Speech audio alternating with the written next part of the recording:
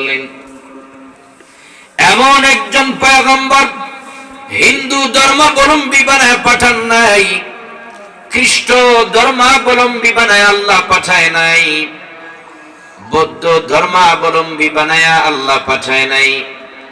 যতজন নবী আম্বিয়া এলাহিদেরকে আল্লাহ জমিনের মধ্যে প্রেরণ করলেন, সবাইকে আল্লাহ ইসলামের ছায়া তলে রেখে জমিনে প্রেরণ করেছেন। কথা বলেন ঠিক কিনা? কারণ দুনিয়ার মধ্যে যতগুলো ধর্ম আছে, আমার প্রভু রব্বুল কাবার কাছে দিন ধর্ম, মনোনীত ধর্ম, প্রাণ প্রিয় ধর্ম বলে যদি কোনো ধর্ম থাকে, তবে দুনিয়ার অন্য কোনো ধর্ম হতে পারে না। ওই ধর্মের নাম হলো পবিত্র ইসলাম। ইন্নাদ-দীনা ইনদাল্লাহিল ইসলাম।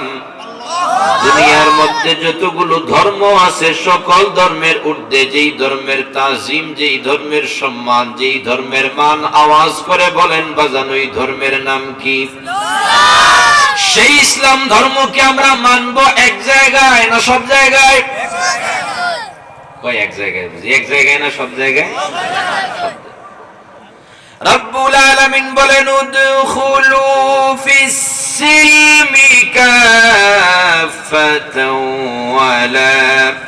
ওয়ালা তাত্তাবিউ খুতুওয়াতিশ শাইতান ইন্নাহু লাকুম আদুউম মুবিন।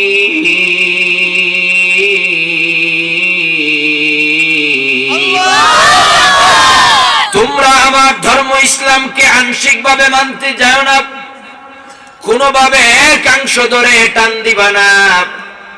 ইসলাম যদি তোমাদেরকে মানতে হয়, তবে পরিপূর্ণ ভাবে মানো। নিজের দেহকে, নিজের মনটাকে ইসলামের ভেতরে পরিপূর্ণ ভাবে তোমরা দাখিল করে দাও। অর্ধেক ইসলাম মানবা, অর্ধেক ইসলাম মানবা না। খাওয়ার বেলায় ইসলাম মানবা, চলার বেলায় মানবা না। পরিবার চালানোর বেলায় ইসলাম মানবা, রাষ্ট্র চালানোর বেলায় ইসলাম মানবা না। এমন নামদারি ইসলাম মানা আমি আল্লাহর কোনো দরকার নাই। ঠিক কিনা?